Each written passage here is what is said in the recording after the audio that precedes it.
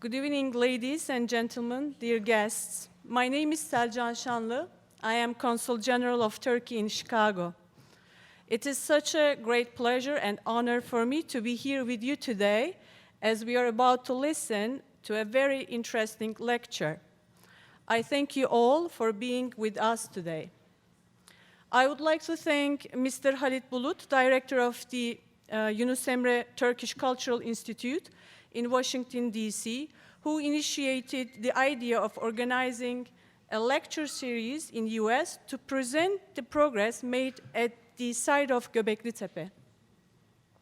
I also thank Dr. Clare, who came all the way from Turkey to Chicago to tell us about this very interesting place. So, what is Gobeklitepe? I know many of you already know about it. Well, I will just try to make a small recap.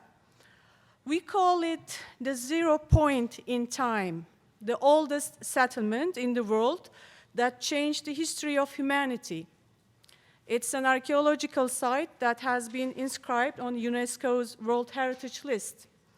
A temple with a history dating back 12,000 years that was built 4,600 years before the oldest cities of Mesopotamia, known as the cradle of civilizations, 6,600 years before Stone Age of England, and 7,100 years prior to the pyramids in Egypt. Moreover, Gobeklitepe is 6,100 years ahead of the temple in Malta, recognized to be the oldest temple of the world. It's a site which is located 20 kilometers from Şanlıurfa city center and close to Goblekli, where Prophet Abraham was cast into fire by King Nimrod, and God turned flames into water and woods into fish. The rest about this very interesting place is going to be shared with you soon by Dr. Clare. Before I give the floor to Dr. Clare, I would like to make a small introduction about him, if I may.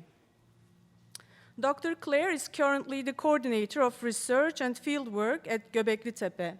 He has been working on the Gobeklitepe project at the German Archaeological Institute since 2013. He worked on several other projects in Berlin and at University of Cologne. He studied at Thames Valley University, got his Master of Arts degree in prehistoric archaeology, archaeology of the Roman provinces at University of Cologne, and his PhD in prehistoric archaeology at the Institute for Prehistoric Archaeology of the same university. Apart from the one at Gobeklitepe, he has also done archaeological fieldwork in Bulgaria, Jordan, Namibia, and Germany. As the first excavations at Gobeklitepe were conducted by a joint group of archaeologists from Istanbul University and the University of Chicago, I think it will not be wrong for me to say Gobeklitepe now is back its birthplace. So let me thank to Oriental Institute for hosting this event. Thank you and hope you will enjoy this lecture. Dr. Clare, please welcome.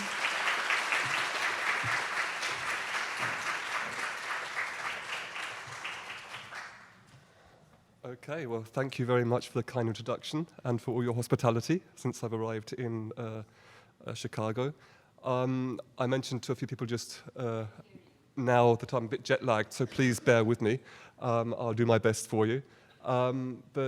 Yes, today we're going to southeastern Turkey to the site of Gobeklitepe, where, as you heard, I've been working since 2013.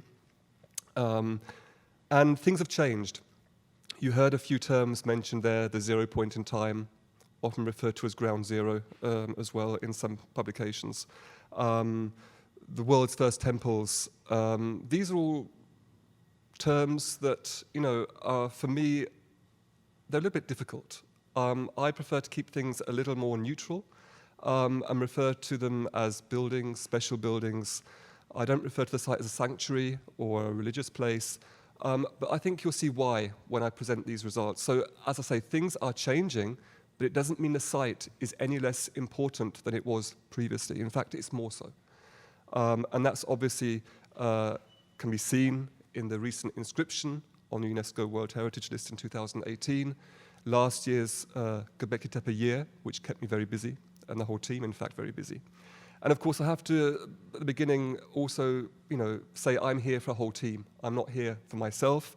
The team is sponsored or funded, the research is funded by the German Research Foundation, and has been so for the past 9 years. We're at the end now of a long-term funding project of 12 years duration. And so we're coming to the conclusion of that project, but things will, I hope, continue in the future. And of course, we work together very closely with the Museum at Schandauufer, of course with the Ministry of Culture, and thanks to them we are able to excavate and research at this site. So let's move on because there's a lot to tell you and limited time. Oops, wrong way. Here we go. I think, obviously, I don't need to go into what is the Neolithic. I think everyone here realizes or knows what is meant by Neolithization. It's important, though, to know that it's a long, drawn-out process, a process which started really at the end of the Epipaleolithic and continued more or less into the early Holocene, in fact, into the 7th millennium BC. And during those millennia, different packages came in. Sedentism at the beginning, domestication of plants and animals came along as well, pottery came in at the end, and things obviously developed over those millennia. And Gobeklitepe, according to our most recent results from radiocarbon dating, we place roughly between 9,000, oops, where's the pointer? 9,500 and 8,000 BC. So roughly parallel to the PPNA and to the early PPNB, and possibly even into the early middle PPNB, according to the Southern Levantine terminology. And of course, you see here a few of these publications picked up, hang on, I'm having problems with this, Geo and National Geographic, talking about the birth of religion, the world's first temples. And that's how it's gone down, more or less, in the history books, in the textbooks, over the past, the first 20 years of research. Let's just look briefly to where we are geographically. I think most of you are aware the site lies in southeastern Turkey, just to the north of the Harran Plain, which you can see here. Here, the white spot is the site itself, and here is the city of Schandauufer, and the Harran Plain is surrounded on the three sides by mountain or hilly regions. The site itself is located in the so-called Germush Mountains, as we heard, about 20 kilometers northeast of Urfa. And from the top of the site, from the mound, in fact, you can see, on a good day with good visibility, particularly in the spring to the north, you have, for example, the eastern Taurus Mountains on the horizon. You can even see Nemrut Mountain on good days. To the east, you have the Karajada volcanic massif, as you can see here. And to the south, here, the Harran Plain. In the foreground here are excavations in the northwestern part of the site. Here is at the bottom an aerial view taken before the construction of the shelters just recently. This is about 2011 this was taken. Here's the main excavation area. We have a trench going across the southwestern part of the site and excavations in the northwestern part. And that hasn't changed really since that time. Yeah, research history, of course, we have to really take a look at the research history and four important people in that research history. The site itself was discovered in the 1960s, in 1963, to be precise, during a survey project by the University of Istanbul and by this institution. So I'm very pleased actually to be here today, bringing it home, as it were. And of course, this research project was undertaken under the directorship of Braidwood and Halit Çambel from the University of Istanbul. And then the site was more or less forgotten until the mid-1990s. Attention turned instead to excavations at Çayönü. And in the mid-1990s, Klaus Schmidt returned to the site. He was aware that finds had been made, large pieces of carved limestone. And because of his experience at Nevali Chori, another T-pillar site now submerged under the Ataturk Reservoir, he realized these are fragments of T-pillars. And excavations commenced there in 1995. under the directorship, or active, you could say the directorship of Harald Hauptmann, who at the time was director of the Istanbul department of the German Archaeological Institute, and Klaus Schmidt was doing the fieldwork. In 2009, excavations were extended to the northwestern part, but as I said, the main excavation area in the southeast was started in the beginning, in the first few years, and in 2009, northwestern mound was excavated. And then 2011, we had the inscription on the World Heritage Tentative List. Excuse me. So the more recent developments at the site, I sort of experienced personally at first hand. So we have the application process and the inscription in 2018. We had a construction of a visitor center at the, about a kilometer from the mound. We had the closure and construction, the closure of the site and the construction of permanent shelters. We had Gobeklitepe year last year. And of course, we had the official reopening by the President of Turkey in March 2019 and a subsequent influx in visitors. And you can see the media attention that we had in the past year or so. We had models here, or copies at the new airport in Istanbul. And this is an impression of the visitors going around this new shelter. Sorry.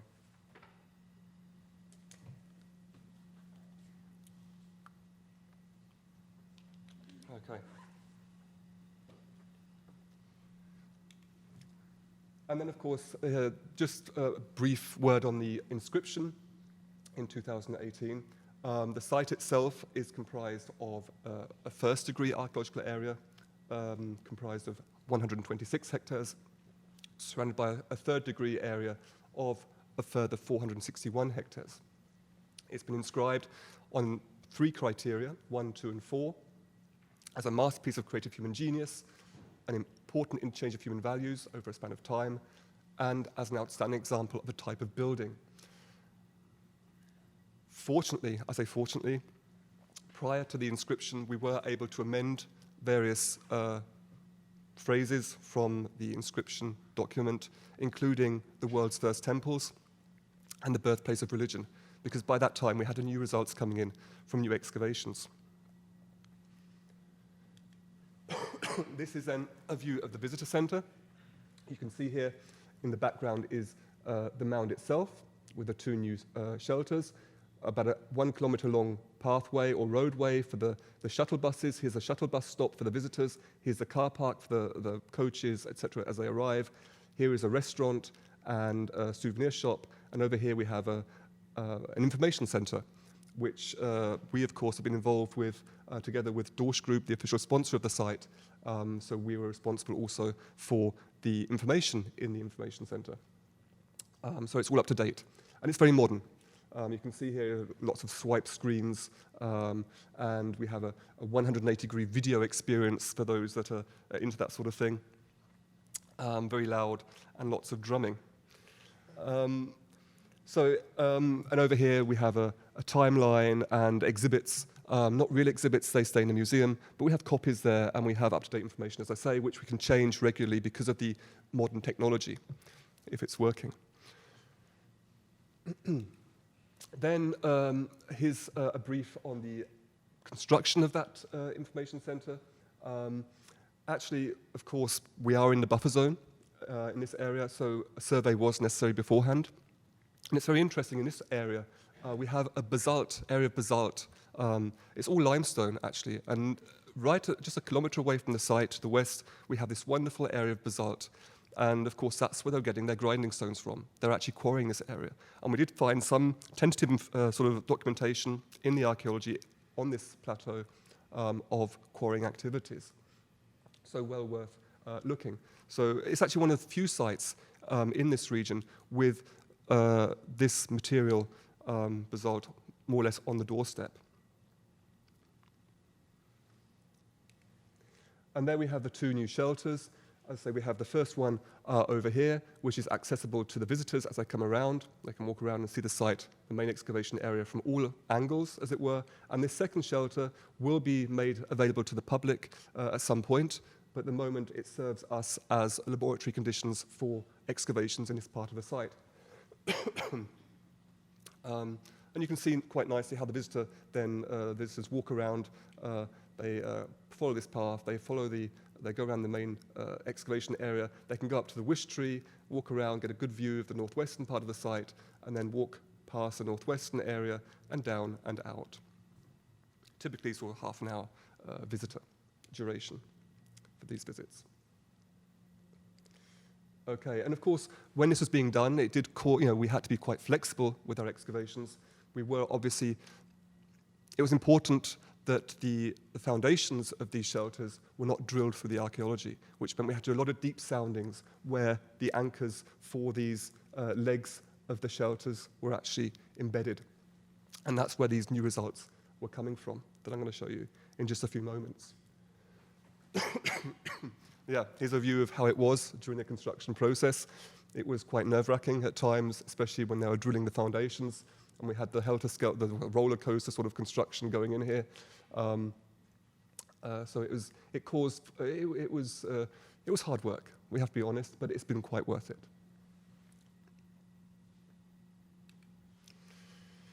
And of course, with the official reopening, we had a lot of visitors come to the site.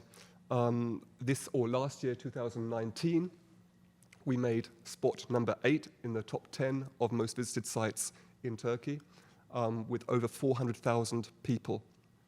And of course, that's quite a challenge to us as well, just coping with the constant flow of tourists, especially at weekends and also on the public holidays. And it's especially difficult, of course, when you're working in this area over here, in the main excavation area, when you have tours going around the whole time, and the tour guide shouting, and everyone saying hi, and what are you doing, or get out of the way, want to take a photograph. So it's very challenging sort of environment to work in, but we're getting used to it. Sorry, I've got a bit of a dry throat.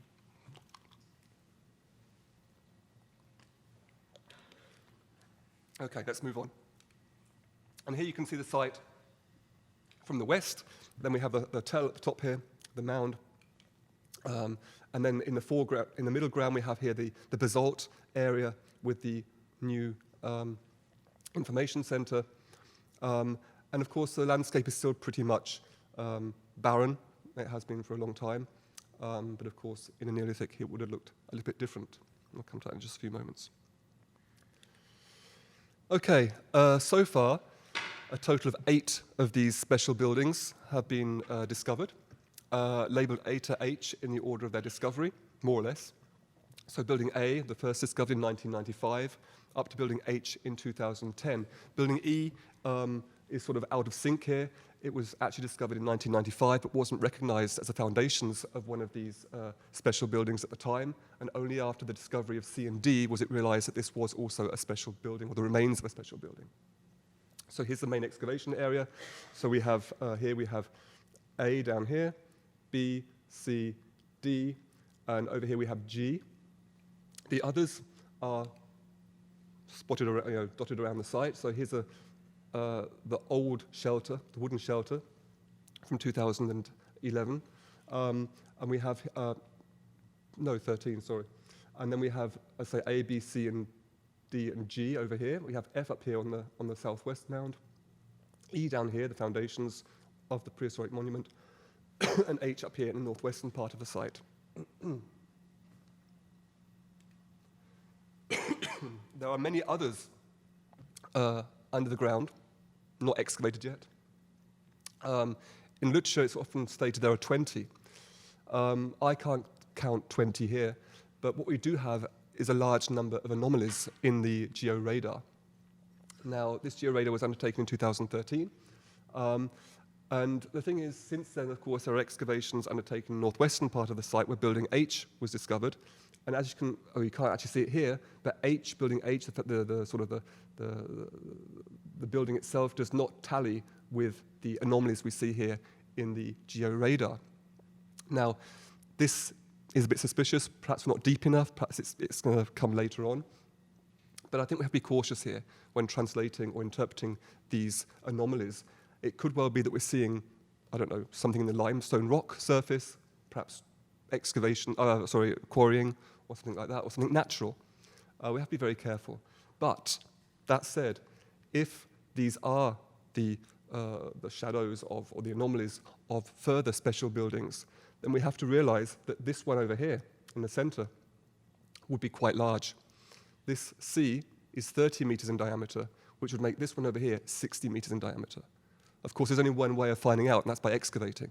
But at the moment, that's where our offices are situated at the site. So we have no plans to do that yet. In fact, we have no plans to do any major excavation at the site for a while yet, because, of course, we have so much area already open that hasn't been excavated completely. In fact, none of the special buildings at Gobeklitepe has been excavated in its entirety.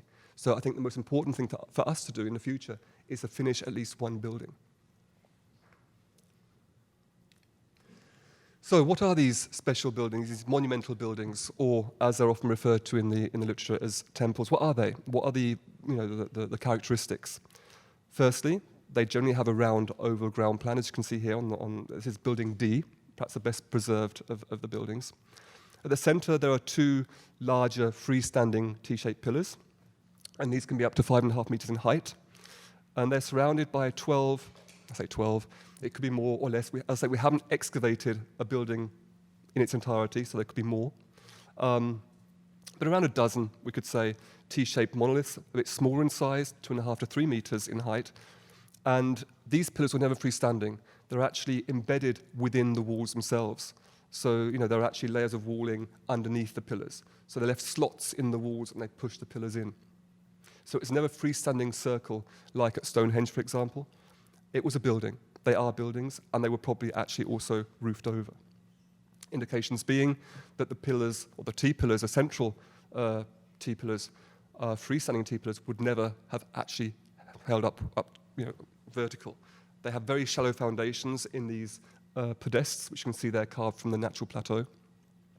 Perhaps 10 to 15 centimeters, they would not have held. They must have had something in there to hold them up.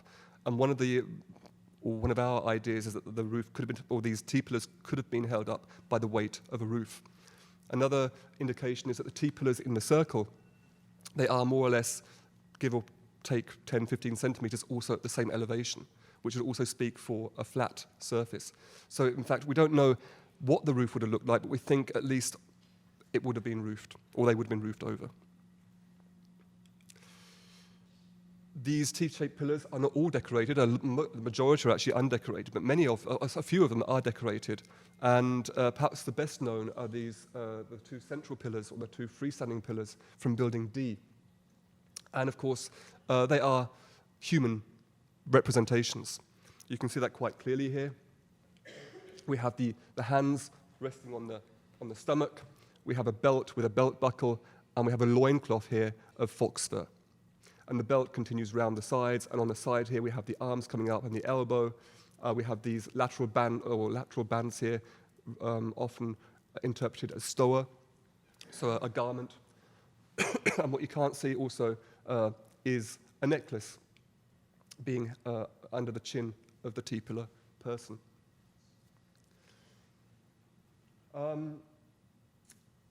Yeah, and as I say, the smaller T-pillars were actually embedded in the walls, and these walls have a clay mortar. And of course, there's the discussion about the intentional backfilling of these buildings. According to Klaus Schmidt, these buildings were personified, they were buried as if when they went out of use, it was considered they had died, and they were buried much like a human being would have been buried. And it was that led to the great preservation, or the very good preservation, of these buildings. And the quarrying, I mean, the T-pillars were quarried more or less on the spot or within the vicinity with a few hundred meters of the site. Here we have, this is where tourists can't get to, this is on the plateau just to the north or northwest of the mound, which you can see here in the background. Here we have a T-pillar still in its quarry situation.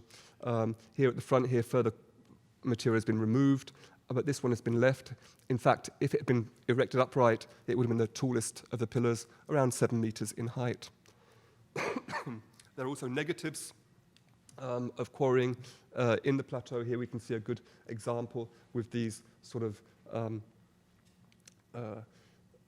would you call them, holes more or less put in for the stakes to prise out the limestone. And here an example from the New Shannon Museum of how some experts think that these things were then transported across the plateau. So why is Gobeklitepe referred to as a 0 point in time and the home of the world's first temples? And this, of course, is very much the work of Klaus Schmidt, and his argumentation was as followed. Firstly, the absence of domestic buildings, no settlement, the absence of water, the intentional backfilling of the special buildings, pointing to a ritual burial, archaeological evidence of feasting as an incentive to a workforce coming to the site to do this work, and also beer, because of course even hunter-gatherers liked a beer. And here are a few examples for those of you that can't speak or read German.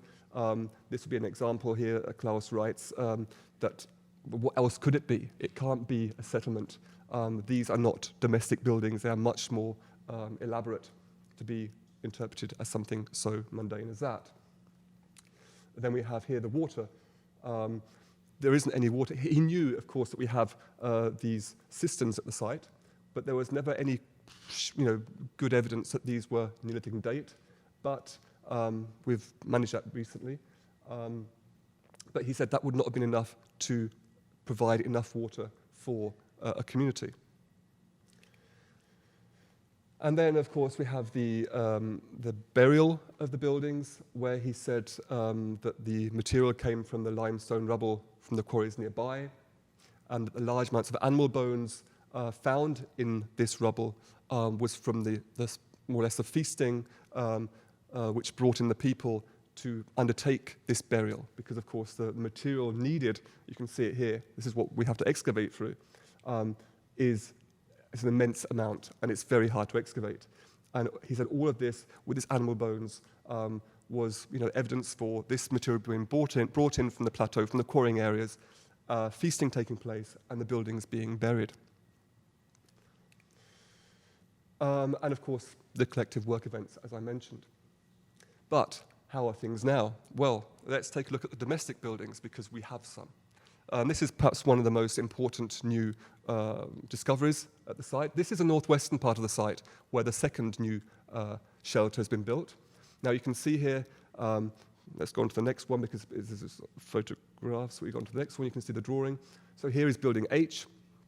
You can see here with one of the central pillars. Excavations here are very preliminary. We haven't got very deep at all. As I say, Klaus Schmidt started here in 2011, and when he died in 2014. In fact, the previous year we had been working in this area, but of course things stopped after that. I'm going to take you now to this number 5 and to DR2. 1 to 5 are, again, as I say, the places where the legs of the new shelter have been put in. So we had to excavate all of the archaeological sediments. And DR2 means drainage 2. This is a second trench for a drainage channel, a rainwater channel coming down from the new shelter. So we had to excavate so we could hide the rainwater channel. So let's go to 5 first. This is what we found. At the very bottom, just above the limestone plateau, we have these non-monumental structures, agglomerative building techniques going on here. And I think these are all multi-phase, as you can see. But the most important thing that we have here is activity zones and hearths, something that Klaus Schmidt never found previously. And around these activity zones, we have high concentrations of bone tools. We had bone tools from the site previously, but in such high concentrations was pretty special. And evidence also for bead production, stone beads, and beads made of bone, bird bones, small bird bones. So there was, it just smells domestic, as it were. And if we go into a bit more detail, we can see here, this is in this building here, and we're looking this way into the section. We can see these plasters coming in here, multiple floors, surfaces perhaps going on in here. This is still being analyzed in the lab. We have so-called terrazzo floors, one on top of another, speaking for continuity at the site in the domestic sphere. And if we go to somewhere like Jebel Ahmar, which is a PPNA site in northern Syria, we have very similar structures coming out, domestic and reconstructions accordingly. And then Also the finds also speak of a PPNA date, so late 10th millennium BC.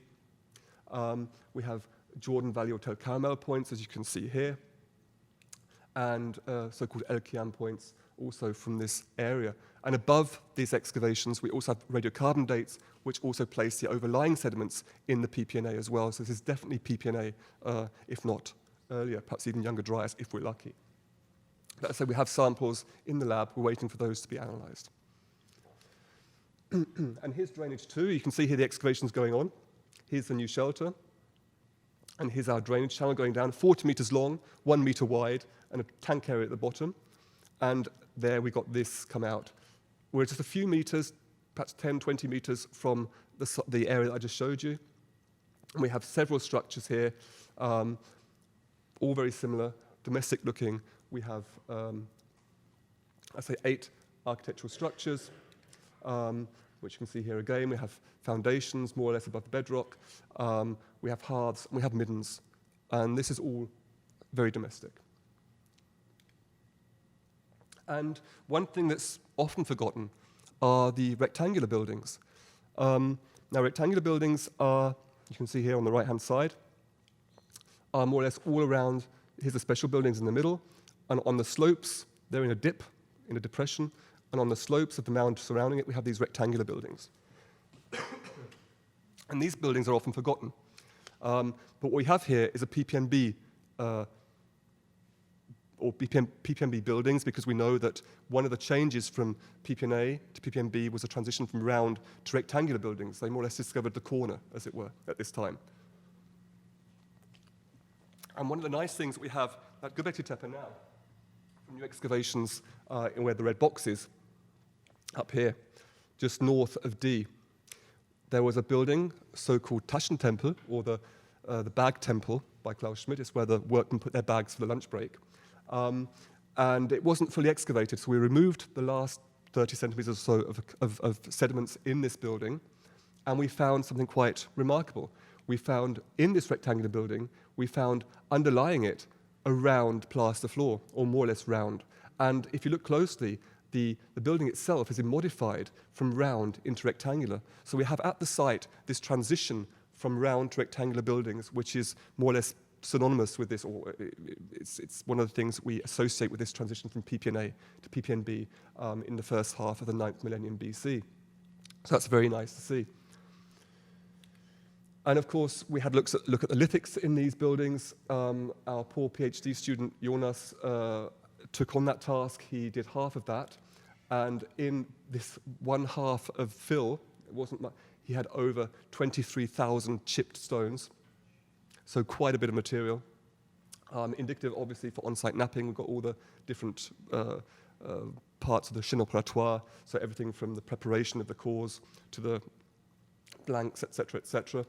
And if we look at what we've got there, we've got tools, we've got chipped stones, the flakes, blades, cores, tools. For those of you, that know about this sort of thing, it's very indicative of domestic activity. And we also know that from the arrowheads, there are special types of arrowhead that occur in the 10th millennium in the PPNA and in the 9th millennium in the PPNB. We know it's a mixed assemblage, so it appears that these buildings were more or less probably used as a dump afterwards, and there was stuff flowing in from quite a few directions. And we have a type building for the PPNB as well. We can see here, this is building 8 down here, which we excavated as well. In preparation for the shelter work. And we found out that we have this type of building quite frequently all over the site. We have a bench at one end with a T-pillar in it, or sometimes 2. We have a niche here in this corner. Oops, I've gone too far. We have roof claps with things like grinding stones in here. You have to remember they weren't grinding domesticated wheat. These are hunter-gatherers still, albeit sedentary, and they were actually collecting wild material, wild plants, and hunting wild animals. It wasn't no domesticated animals at all, or plants at the site. And if we look at that as a schematic sort of drawing, this is what we find.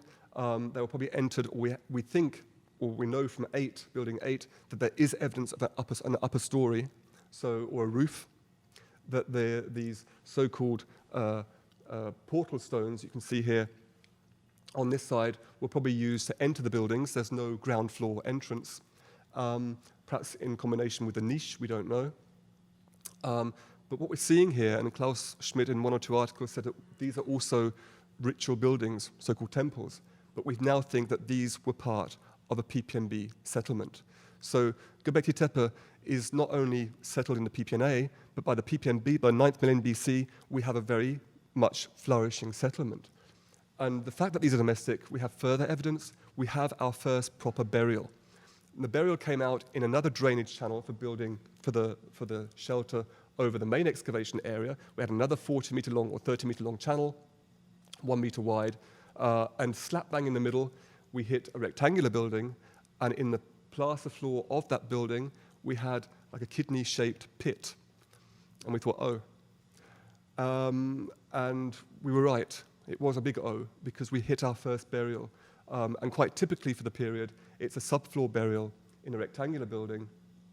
And I think there's another picture coming up with 3 individuals, 3 skulls, crania. It was disturbed, but disturbed obviously in prehistory. Some of the bones were still in articulation, had been pushed to the side. There were no grave goods as such, just a couple of longer flint blades. But at least 2 females, one 11 to 14 years of age, one older than 35, and the third individual was either male or female, it's not quite sure, 20 to 30. So a success for us in this very small trench. We came up with our first settlement burial, which of course, as I said, characteristic for this period, when they buried under the house floors, when they put, granny just outside the front door, this sort of thing. It's quite typical for the period. So we're very happy with that. And it's another indication that we're dealing with a domestic setting. Water, let's get to water. This is a figure actually made by Klaus Schmidt. You can see here, this is the main excavation area over here, a northwest area over here, and you can see where the water drains off the plateau. And all of these little, now I'm a bit colorblind, but I think those are pink or purple dots here. They are all either cisterns in the plateau, or they are channels carved into the plateau to channel water. But of course, at the time, it wasn't known whether these were Neolithic or not. Meanwhile, one was actually excavated by Klaus Schmidt quite early on in the excavations, and bones were found in them, and they were taken back to Berlin. And since then, they've been looked at, and we found out that these bones, human bones, have scratch marks, etc., very characteristic for the PPN. And we now realize that we're dealing with a secondary use of one of these cisterns as a secondary burial of human remains, and majority long bones. So that actually indirectly dates then the cisterns. At least we knew that in the PPN they did have cisterns on the plateau. And here also an example of one of these channels. Now, if we go back to our northwestern part of the site, I'm going to take you now to deep sounding number 2 and number 3. Now, number 2 is a wonderful, we're now in the settlement area on the tail itself. We have this wonderful carved channel, and we have these limestone slabs actually covering the channel. So they're actually channeling water, presumably, around the site and actually covering the channels with limestone slabs.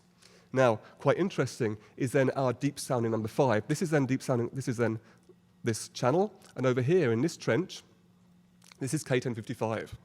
And this is where we hit the jackpot. This came out. This is a massive carved pit. Now, we're not certain it was used as a cistern, but it seems highly likely. We have to look into this a bit more in more detail. We have a channel here on the western side, a very narrow channel. The pit is 3 meters deep.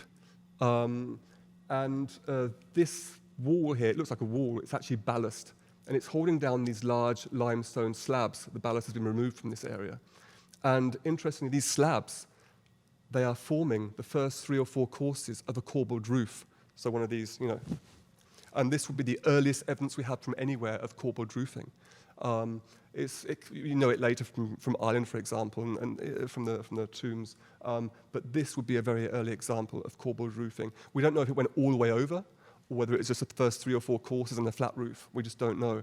And of course, the collapse inside this pit we have to look at that in more detail as well. Is that indicative of a collapsed roof, dome, or is it just something else? What is in here is a lot of stored, worked limestone. There are bits of T-pillar actually stacked up in there as well. It hasn't been totally, I tried to remove as little as possible, because it was important to save it for later. But of course, a little bit we had to move so they could put in the anchors of the roof. Yeah, let's get to the special buildings. You can see here a great reconstruction by my colleague Moritz Kinzel, who's doing the building archaeology at Gobeklitepe now. This is an impression of how he sees the insides of these buildings. This is D, by the way. You can see the two freestanding pillars in the center, holding up or being held down by the roof, and then, his impression of how it may have appeared. Another one of his reconstructions, this would be then the site when the people arrived, more or less at the top left here. You can see this sort of stepped plateau picture we have here. This could be natural. If you look around the other hills in the area, the limestone is often stepped. And it also could have been caused by quarrying. And of course, he says, why go too far to quarry your T-pillar? It's heavy. Why not do it where you build the building? And we think that's what could have happened here. And then these steps in the limestone plateau were actually used to support the building in a way, to hold it up, at least on one side. So semi-subterranean, it's always said these buildings were semi-subterranean. But we know from deposits from the other sides of the buildings, where there's no sort of step holding it up, there are deposits, but they probably post-date the construction of the buildings. So that filled up later. So semi-subterranean, sort of. And we also know from radiocarbon dates and from building archaeology that these buildings were quite long-lived. They weren't short-lived and then quickly buried, as often stated in other papers, but these things had very long use lives. This is building B, and you can see at least 3 building phases here. And the most interesting thing is the oldest building phase is the outer one. And then you have a younger one and the youngest. So they're actually building inside an earlier building. Like these Russian dolls you get, they're just putting one inside the other. And this could be to cope with structural inadequacies and strengthen the walls of the building. Because, of course, on the side here we have the slope going up, and there was some considerable slope pressure. From building D, additionally, we have radiocarbon dates taken from the mortar, the clay mortar in the wall, so sort of bits of charcoal usually caught up in the clay mortar. And building D is the best dated. I mean, previously these dates were taken from the fill of the buildings. Now we've got dates from the mortar itself. Building D is the best dated with 15 ages. And if we look, and quite surprising for us at the time, we have 2 clusters. Cluster A, which dates to the end of the PPNA, the end of the 10th millennium, and a cluster B, which is very, very late, mid-9th millennium BC. So what's going on? Well, if we look at the building archaeology and these dates, and it all tallies, we see that this part of the site, or this part of the building, was probably constructed in the late PPNA. And these dates here come from a younger period of reconstruction and repair work. This tells us that these buildings were more or less in use perhaps for centuries, 3, 4, perhaps more centuries, which is quite impressive to say the least. Now, they were very well preserved. Why well preserved? Because I said earlier, they were buried quite dramatically. But now we think that it wasn't ritual backfilling. Instead, we think it was slope erosion. Now, of course, we know that these round buildings that we have, these special buildings, were long-lived and went right into the PPNB. So for those of you that know, this chronology of layer 3, PPNA, 2, PPNB, and 1, the plough horizon, we can no longer use that. Because the round buildings are contemporary, or the last phases of the monumental buildings are contemporary with the rectangular buildings on the slopes. So, what do we think happened? Here's the buildings. Here's the rectangular buildings at the top, one of the final phases of the building D, and whoosh, it comes down. So that means that this material here was not collected from the plateau, and the bones in there are not from feasting. But here we have the deposits from PPNA and PPMA B buildings that slipped in to the monumental buildings at a later point in time. And we have proof of that from the lithics. We can see, based on the arrowheads, as I showed you earlier, certain arrowheads characteristic of certain periods. It's all mixed PPNA and PPNB.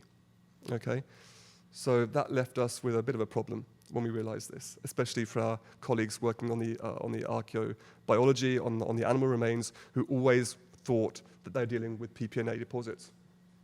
In fact, for everyone working on the small stones from these buildings. So let's have a look at a few pictures done by Moritz. Here's then the situation in the early PPMB. Before any collapse, we have these wonderful roofed over ABC buildings. And then what happens is whoosh, bang, wallop. It comes down, perhaps due to heavy rain. But as I mentioned, these buildings were being repaired quite frequently for stability purposes. And at some point, it crashed down. And then they did their best. They put in a terrace wall. They tried to strengthen the slope. C, for example, probably continued in a younger phase here with a different entrance. So they did their best to keep things going. But at the end of the day, the pressure from the slope was causing great difficulties. And of course, as I said, that leads to problems with interpretation. The feasts, where's the evidence? We have no evidence now for feasting. It doesn't mean it didn't exist. It exists at the time. I'm sure they did have their parties and their feasts, but the interpretation of the animal bones from the fill of the buildings as the remains of feasting can no longer be upheld. Considering the beer, it's a good idea. There were tests done on 2 or 3 of these troughs in the past, and they did come back positive for fermentation, but we haven't been able to repeat those results on other vessels. So again, tentative. That's the way it is. That's how archaeology works. So here's then a summary of the previous interpretation of the site. So we have the site previously, this is 2011 National Geographic, the site as being this sort of ritual site with the temples. And now you can see at the bottom, we have this wonderful settlement. We have the transition from round to rectangular buildings going on there. We have the roofed over buildings, monumental buildings at the bottom. And these buildings were inundated at some point by then the eroded sediments from the slopes above. Now, that doesn't mean the site is any less important. In fact, it means it's more important. We still have the monumentality. It's still the first monumental buildings, and the symbolism we have there is just breathtaking, and it's parallel to nowhere else. But what was Gobeklitepe, and what were these special buildings? Now, I've done something a little bit naughty here. I've taken Ian Kite's work in the Southern Levant as an example here, and I've tried to make population estimates for PPNA and PPNA sites. And what we can see here is we have a population level of 19 inhabitants per 1 hectare and one of 294 hectare. I'm just multiplicating the area of site with these population estimates, and you come up with a mean estimated population level for these sites. It's very dangerous because we don't know if the whole site was occupied at once, whether they were moving around, etc., etc. So it's very, very dangerous, but we come up with 150, and of course, as you know, that's Dunbar's number, which means that the human brain, above 150 people, you can't keep track of reciprocal relationships. And I think that is a challenge of Neolithization. And I think these buildings must be seen in that context. Because, of course, the new challenges of Neolithization at this time, this process that was going on, of course, we don't have the domesticated animals and plants at Gobeklitepe, but they were experimenting, I'm sure. So what we have at this time, obviously, are dangers of disintegration of social cohesion. You're losing track of your neighbors. You have surplus and incipient hierarchization. People are collecting more. You have the haves and the have-nots for the first time. And of course, you have increased levels of competition and heightened potential for conflict. And of course, these were new things that these people were dealing with. And I think buildings like Gobeklitepe and sites like it were part of a mechanism for mitigating these problems. So a very important development indeed. It doesn't make it any less important that they weren't located at a religious site or a ritual site.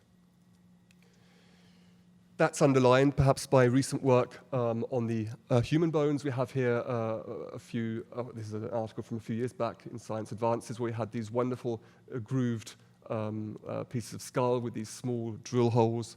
They could be interpreted perhaps as, what's the word? Oops. As trepanations, but we think they're actually drill holes, and they held, and the grooves here, also located under the chin of some pieces, may have been used to hold up and suspend, dangle these skulls at various points. So I think, and how does that fit in? Because I think to hold a group together, you need a common narrative. You need ancestors. Here, a few of the wonderful pieces of statues we find at the site, often found decapitated. We either find the heads or we find the bodies. This one on the right-hand side we found in this domestic area that I showed you at the beginning. We found both pieces. But they're part of a narrative. I mean, perhaps these T-pillars we're seeing are perhaps not representations of ancestors, perhaps of groups of ancestors. They're showing mythology. I mean, these aren't just pictures of the animals that were living in the environment at the time. We know there were snakes, we know there were leopards, etc. But they come in combinations. And especially, I mean, this is a fantastic pillar from Building H, Pillar 56. The whole pillar is full. And they're playing with the imagery. What you can see here are birds, cranes standing in water, but the water, these ripples are in fact snakes. They're also playing, they're playing with the imagery. Over here, this is in the famous Pillar 43 in Building D. This isn't just anything. This is a narrative, a common narrative to keep those groups together, who I think were still coming to the site. But whether they were actually building or whether the building was being done by the people living in the settlement, it's hard to say. And perhaps these so-called handbags at the top, we now have the corbelled roofing. Perhaps we're seeing corbelled roofs here, and perhaps these are the special buildings themselves. So there's lots going on that needs interpreting. And as I said, most importantly, Gobeklitepe was not alone. It wasn't a single site. There are other T-pillar sites. Of course, Nevali-Chori was the first of those sites to be excavated, now submerged. Then we have Gobeklitepe, and more recently, excavations have started down here, at Habitswan Tepe and at Karahan Tepe. And these will continue in the future as well. So it is one site in a whole network of T-pillar sites from this period. Most are known just from surface survey. But as I say, 2 excavations have now started down in the Tek Mountains as well. So we shouldn't actually always put the focus on Gobeklitepe. Gobeklitepe is very important. It does have the biggest pillars. It does have the biggest building so far, but that remains to be seen when we have the excavations continued, for example, at Karahan, which is more or less the same size, if not bigger. And the legacy of Gobeklitepe in the Neolithic, we have that as well. This is a wonderful pillar, also from Building H. This is Pillar 66. You can see this wonderful carved depiction, incision of an aurochs. Here another one. Its tongue hanging out, its legs buckled, obviously in its death throes. And it is so similar to what we see 3,000 or 2,000 years later on the wall paintings at Çatalhöyük. So, and here as well we have wonderful finds of aurochs bones with projectiles still lodged in. The scope of Gobeklitepe has still not been reached. There is still so much work to do. With that, I'd like to thank you all for listening. I hope I haven't spoken too long. I just check my watch. But if you have any questions, I'll be happy to answer them. Thank you very much.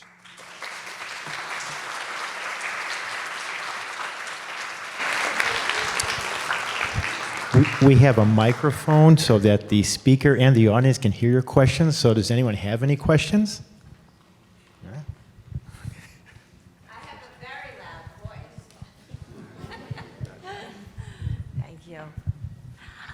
The other pillar sites, are the dates comparable? So far, we have no dates from the other T-pillar sites, but of course we have Nevali-Chori. That is the only T-pillar sites with dates. That dates in this PPNB phase, so in the 9th millennium.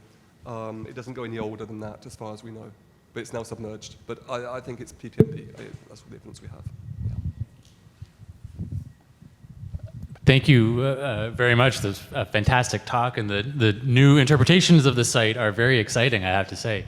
I'm going to have to change my lectures in Anatolian archaeology classes immediately.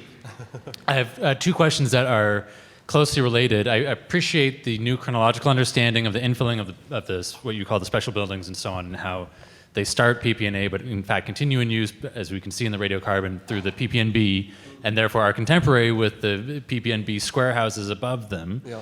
But is it not still the case that they're built before those square buildings, which are PPNB, and therefore that originally, at least, they were possibly, at least, freestanding PPNA structures that didn't have those buildings surrounding them? And then related to that, then, I also very much appreciate the reinterpretation, especially of the PPNB square buildings, as having a domestic element to them. It reminds me of Ted Banning's article in Current Anthropology, where he was reinterpreting even what you're calling the special buildings, of the huge circular ones, as having a domestic valence to them. And I was wondering if you think that those two could be reinterpreted in those lines. Start the last point first. I don't think we can really interpret. I mean, good, we don't have the evidence. Put it bluntly, we don't have the evidence. I mean, I would be open to any interpretation, but at the moment, my gut feeling, I mean, it's a bad thing to say, but I feel that they are still monumental and special in a way, and will probably not use, although over such a long period of existence, you know, this long, if we're talking centuries, there's no way of knowing whether they were perhaps used at certain times as domestic. I mean, we can't rule it out. But yeah, I mean, this whole new thing with the rectangular and the contemporaneousness, I mean, they were, the first phases of these buildings were 10th millennium. But the interesting thing is we do have small, round buildings, domestic buildings, actually attached to the side of building D, for example. Yeah. So they were contemporaneous with first the thing is, we don't know whether this first settlement was, you know, all year round. We still have to wait for the closed PPNA context to be evaluated, especially the animal bones, to see whether they have a whole year sort of cycle in there. We don't know that yet. But I think by the PPNB, it obviously would have been sedentary, and it would have been quite a big settlement, as we see here. And I think it would have expanded even further. I mean, even to the south, down the flanks of the mound. We have so much unexcavated to the north of this area, the northwest. You know, a very small part of the site has been excavated. And the question is, do we have movement in there? Do we perhaps have an area that actually is middle PPNB, perhaps, with the domestics in there? We don't know. Oh, the domesticated animals and plants. That's something we just don't know without excavation. But all the signs are that we are at a site that is definitely settlement and ritual. I think, did that answer the questions? Yes. Yeah? Yeah, thank you very much. That was very interesting. I have a question about the interpretation, kind of builds on this idea that it's more of a settlement rather than a ritual space. I am a professor of linguistics, and in linguistics we have this hypothesis about the Indo-Europeans. And there are these two hypotheses. One is the Kurgan hypothesis that says that Indo-Europeans actually came from the steppes and then they migrated Europe and Asia. And then the competing hypothesis is the Anatolian hypothesis, which actually says that the Indo-Europeans' first home was Anatolia. So I was wondering whether, in trying to interpret the nature of this civilization, whether you have any reason to believe that what we find here, in particular because it seems to have accompanying settlements, so it's not like just an isolated site, would it be reasonable to hypothesize or assume that if one were a proponent of the Anatolian hypothesis, that this might actually be evidence for that? Thank you. That's hard to say. I mean, what we can say that, I mean, I showed the legacy of the site, and we do have this sort of continuation, especially this sort of the settlement of this going in through the roofs, and that's something we see later in Çatalhöyük, Aşıklıhöyük, Central Hunter, and obviously there is movement there is contact, and we have new DNA analyses, studies published, not me myself, but other colleagues, showing that there was movement to the west into Europe at the dawn of the Neolithic there, so in the 6th millennium. Regarding linguistics, I find it hard to bring that into... There's no writing, there's nothing in No. I mean, the strange thing is that, you know, after the PPN period, I mean, at Çatalhöyük, we don't have these large monumental special buildings anymore. They don't take all the things with them when they do go. Things are transmitted and other things are left. But even on the west coast of Anatolia, we have nothing like this, you know, until the Bronze Age. So this is, or Chalcolithic.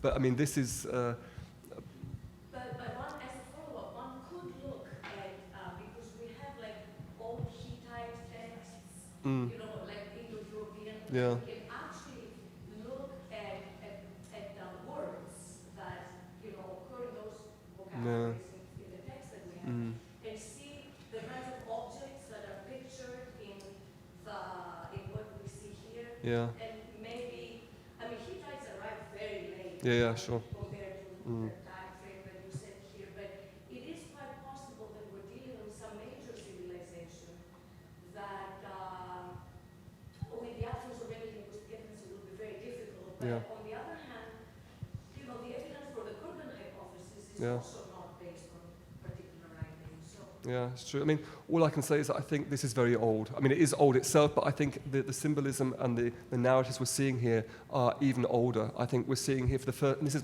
is why it's so important, we're seeing here really the last hunter-gatherer communities of the Pleistocene. It's their narratives, and I think it's a very conservative place in that respect. We have this innovation with this monumental building, but at the same time, I think they're doing that in order to preserve their age-old traditions, which is something that's quite, you know, paradox in a way. But I think that's what's being done here, because it's interesting to see that, you know, when this is all happening here, when this site is at its peak, as it were, and these Tipula sites are probably also in their peak, the settlement to the east in the Tigris region, northern Syria, it actually collapses. It's very interesting. I mean, there's work to be done there, but yeah, I'm sorry, I'm sort of beating around the bush now, but.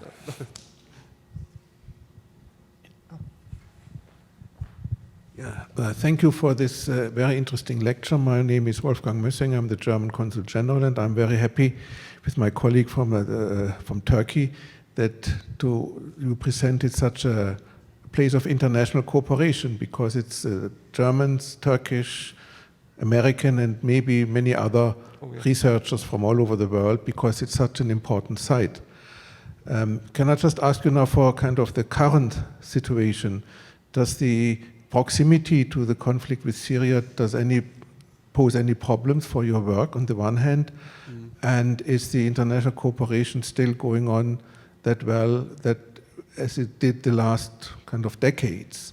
Because I think this is such an important site for the world history, for the history of mankind in general, that it's the more nations participate in this endeavor, the better it is, and probably the more precise the results are going to be at the end. Thank you very much. I totally agree. Your first point, safety, obviously, in the region is so important. I mean, we have to check before we go. So far, I've had no bad experiences myself.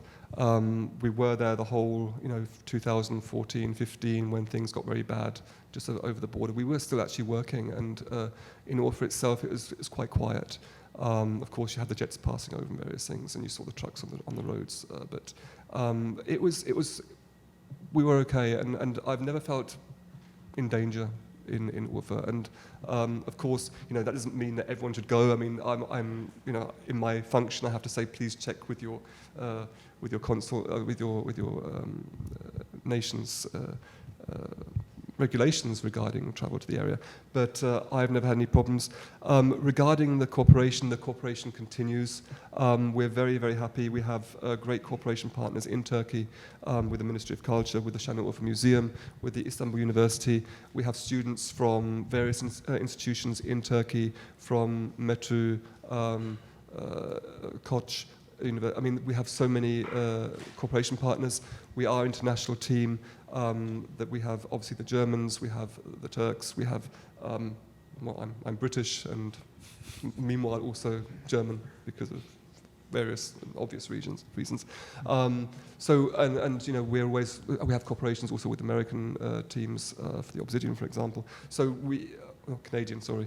So we are a multinational team, and it's going very well, and work will continue there for as long as we get the funding. But I think with a site like this, we don't have a problem.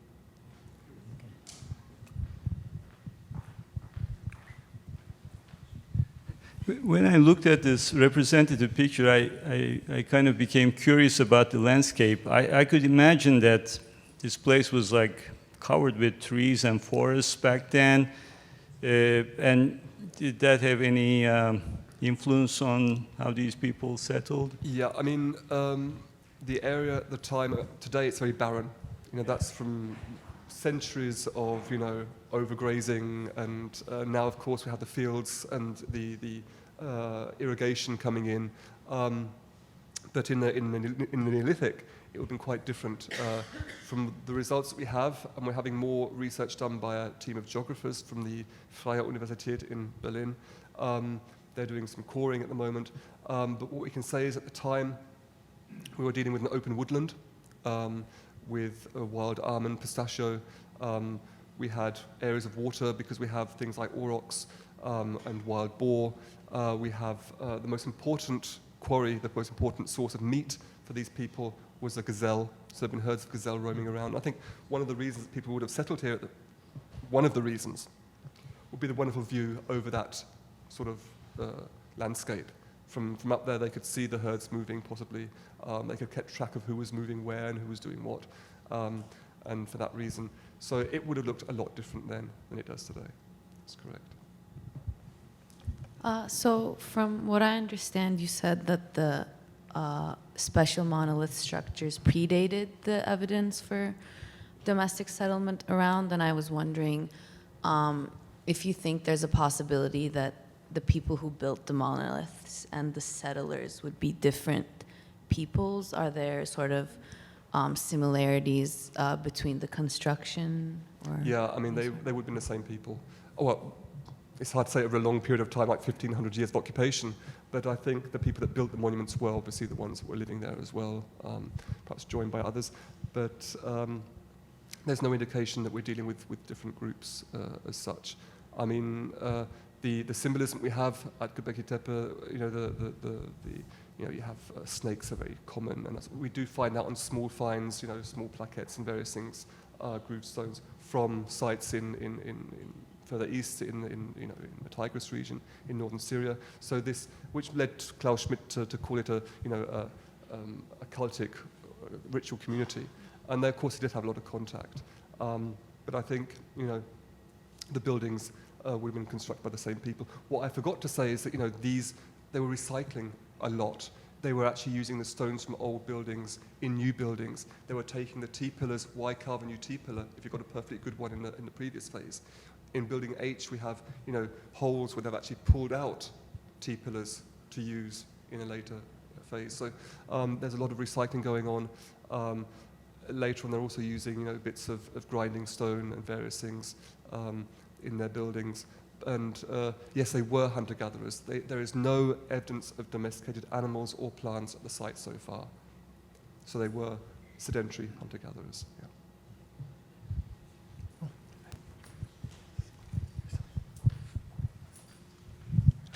Thank you very much. I was reading one of your first slides where you were indicating the milestones, and I can't help but take a look at the gap between 1995 and 2006. I mean, it's almost like 10 years. Yeah. So what happened there? I mean, I wasn't there. I don't. You were okay. Okay. So what was going on with? The excavations were going on in the main excavation area at that time. Okay. And there are various publications from that period, but there's no sort of great, you know, it is mainly in that area that excavations were going on, and I've just made the biggest jumps really on there. It's just. Okay. I have one last question. I love beer, and what's the beer connection in Gobeklitepe? I mean, Gobeklitepe is the birth of beer, or? As I say, the evidence is very, very tentative. I mean, it would be nice to think that they were, you know, brewing something. But I think, you know, if you're undertaking rituals, I still think these buildings were used for ritual purposes, for gatherings, social gatherings. They would have been doing their drugs, I'm sure. Whether it be alcohol or whatever, I'm sure they knew that the trance and various things were part of that ritual, I would imagine. But we'll wait for more evidence to come up. Who knows? Perhaps one more question if we have it? First of all, I just want to say that was a really great presentation. And second of all, if the buildings were used for ritual purposes, why do you think that there were so many of them and not just one main building? Ooh, good question. Because I think and this is going back to a conversation I had with Ian Hodder, I think what we're looking at here perhaps is that the buildings are in a way showing the segments of the society. I mean, previously it was proposed that the buildings were constructed by different groups coming from different parts of the landscape. So perhaps a group coming from the plain up to the site built one, and perhaps a group coming from the mountains to the north built one, and it was a bit competitiveness, who has the biggest T-pillar. And there were indications of that, for example, through the symbolism, through because each building has a focus on a different animal. There are more snakes in one, there are more wild boars in another. So I think, that it still holds to a certain extent, although I don't think they probably were coming from different parts, but I don't know. There are obviously segments of the community. Which segments they were, I can't answer. Perhaps it was a man's house, a woman's house, perhaps it was who knows how they were segmenting. But I think obviously it reflects the society at the time.